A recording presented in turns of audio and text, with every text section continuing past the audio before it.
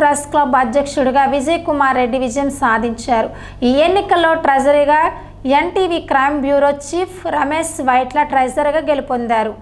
Friends ప్యానెల్లో Eenadu Sakshi ప్రతినిధులు గెలుపొందారు. ఈ ఎన్నికల్లో లక్షల్లో ఖర్చు చేయగా దాని ప్రభావం స్పష్టంగా కనిపించింది అంటున్నారు. హైదరాబాద్ ప్రెస్ క్లబ్ ఎన్నికల్లో పోలైన మొత్తం ఓట్లు 1093 అభ్యర్థులకు వచ్చిన ఓట్లకు మధ్య తేడా ఎందుకు వచ్చిందనే అంశంపై ఎన్నికల అధికారి రిటర్నింగ్ అధికారి వలసి ఉంది. ఈసీలుగా ఉమాదేవి, కళ్యాణి రాజేశ్వరి గెలుపొందగా శంకర్ సిగా భారీ మెజారిటీతో కార్యవర్గ సభ్యులుగా గెలుపొందారు. వైజాగ్ జర్నలిస్ట్ ఫోరం ఎన్నికల గురించి గత 10 ఏళ్లుగా ఇక్కడ జర్నలిస్టులు ఎదురు చూస్తున్నారు. అవినీతి ఆరోపణలతో కోర్టు కేసులతో కొనసాగుతూనే ఉంది. ఏదైనా చెడగొట్టాలంటే ఎవరైనా చేయగలరు, బాగు చేస్తేనే చేయగలిగితేనే నిజమైన నాయకుడు అనిపించుకుంటా పలువురు వ్యాఖ్యానిస్తున్నారు.